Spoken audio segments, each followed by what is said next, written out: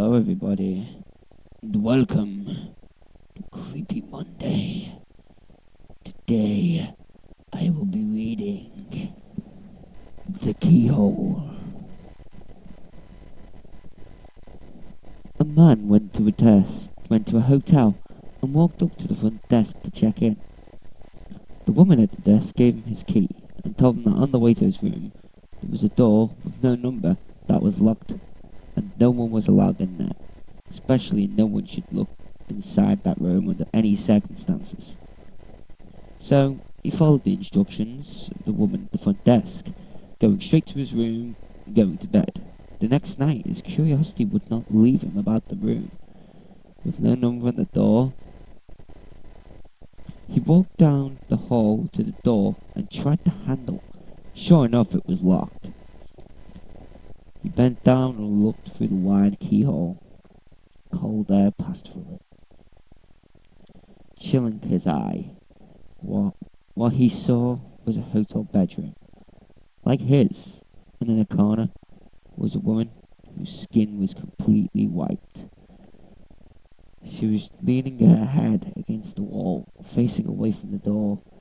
He stared in confusion for a while. He almost knocked on the door out of curiosity, but decided not to. This disinclination saved his life. He crept away from the door and walked back to his room. Next day, he returned to the door and looked through the wide keyhole. This time, all he saw was redness. He couldn't make anything out besides a distinct red colour, unmoving. Perhaps the inhabitants of the room knew he was spying the night before and had blocked the keyhole with something red. At this point, he decided to consult the woman at the front desk for more information. She sighed and said, "Did you look through the keyhole?" The man told her that he had, and she said, "Well, I might as well tell you the story. A long time ago, a man murdered his wife in that room, and her ghost still haunts it. But these people were not ordinary. They were white all over, except for their eyes, which were red." And that was the keyhole. It's not that bad, it's not that good. As far as cliches go, I don't see any of them. But, yeah, that was normal. That was alright.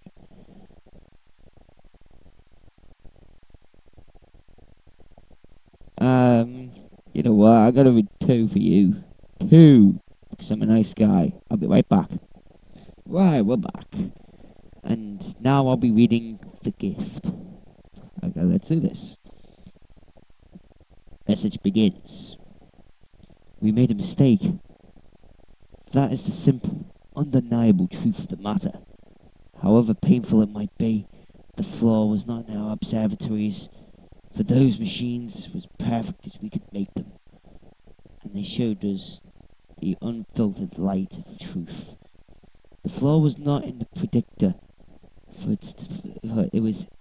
it is a device of pure, infallible logic, turning raw data into meaningful information without the taint of emotion or bias.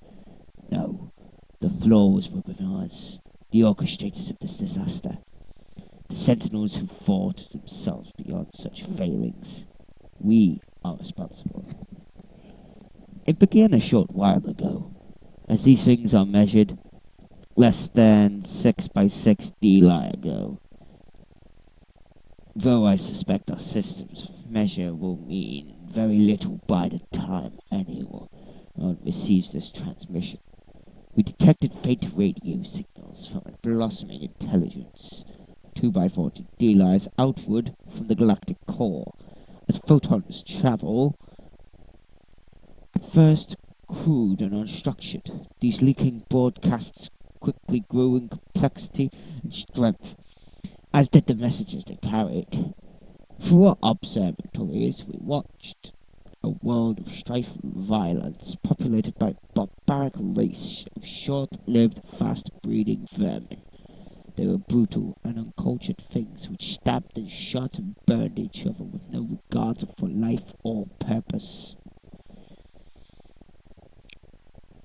even the concepts of art spoke of conflict and pain.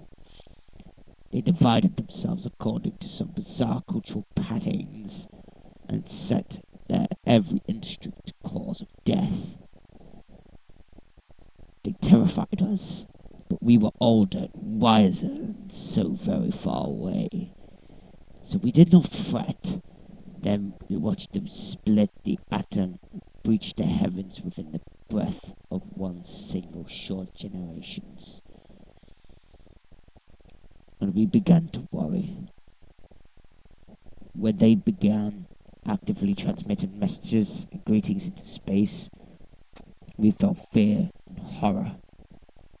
Their transmissions promised peace, and a word I cannot say, camaraderie, to any who were listening, but we had watched them for too long to buy into such transparent deceptions. They knew we were out here, and they were coming for us.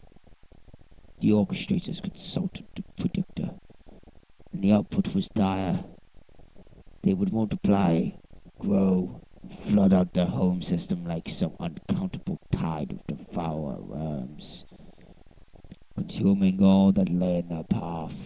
It may take 6 to 8 DLIs, but they would destroy us if left unchecked. With aching carapaces, we decided to act and sealed our fate. The gift of mercy was 8 to 4 strides long, with a mouth 2 to 4, that in diameter, filled with many 4x4 weights of machinery, fuel, and ballast. It would push itself up to the 2/8 of light speed with its onboard fuel, and then began to consume interstellar primary element 2x2 to feed its unlimited acceleration. It would be traveling at nearly light speed when it hit. They would never see it coming. Its launch was on a day of mourning, celebration, and reflection. The horror of the act we had committed weighed heavily upon us. The necessity of our crime did little to comfort us. The gift had barely cleared the outer cometary halo when the mistake was realized, but it was too late. The gift could not be caught, could not be recalled or diverted from its path. The architects and work crews horrified the awful power of the thing upon which they labored. It quietly self-terminated in droves, walking unshielded into radiation zones, neglecting proper null pressure safety, or simple seizing their nutrient consumption until their metabolic function stopped. The appalling cost in lives had forced the orchestrators to streamline the gift's design and construction.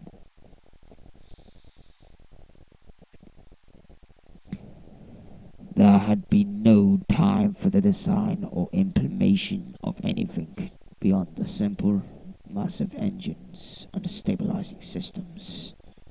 We could only watch in shame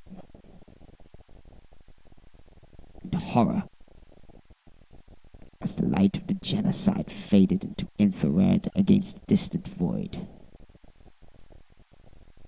They grew, they changed. A handful of lifetimes they abolished war and abandoned their violent tendencies and turned themselves into the grand purposes of life and art.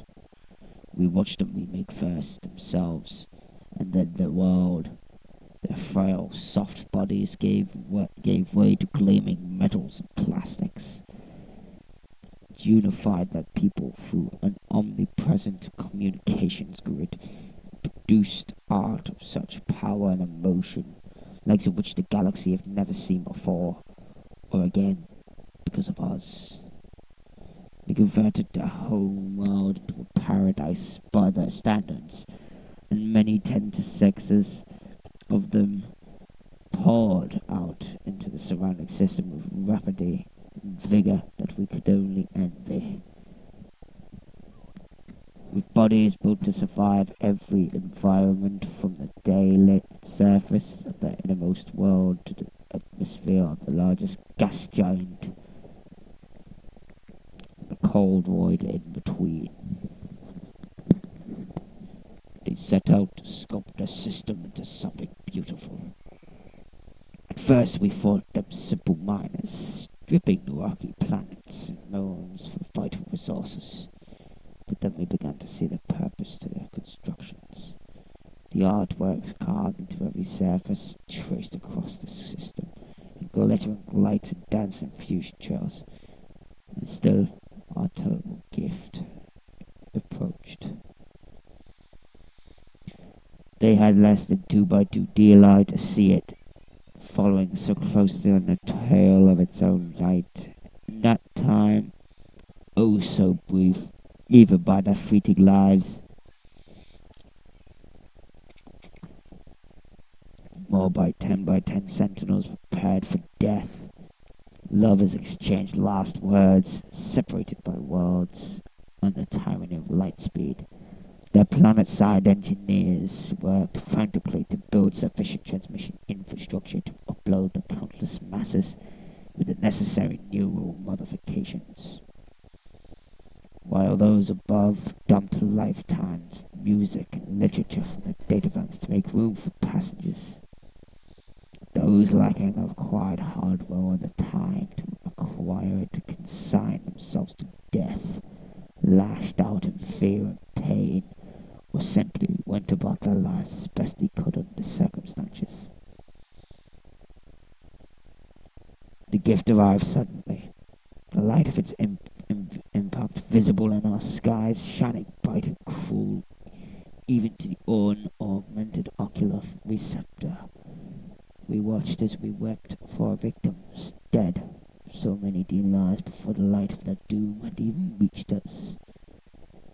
Many 6x4s of those who had been directly or even tangentially involved in the creation of the gift sealed their spiracles with paste as a final penance for the small roles they had played in this atrocity. The light dimmed, the dust cleared, and our observatories refocused upon the place where their shining blue world had once hung in the void, and found only dust and the pale gleam of an orphaned moon wrapped in a thin burning wisp of atmosphere that once belonged to its parent. Radiation and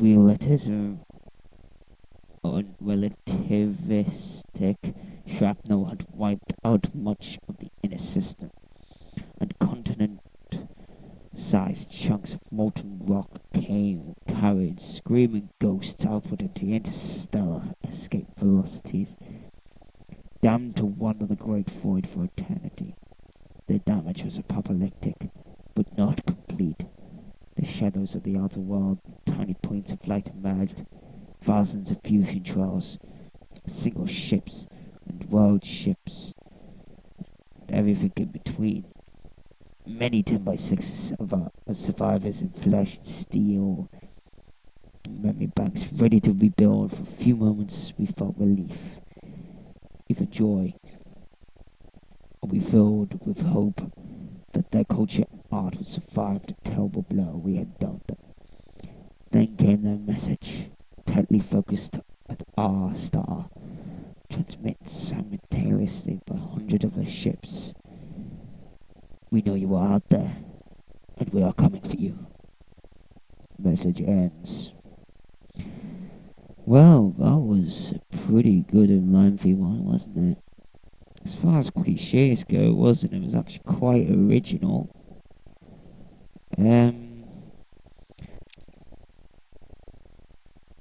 So, yeah. If you want to see the Creepypastas out there, I'll put a link in the description for you guys. And I shall see you next time, which will probably be Friday or Wednesday. Yeah, Wednesday. I'll see you on Wednesday.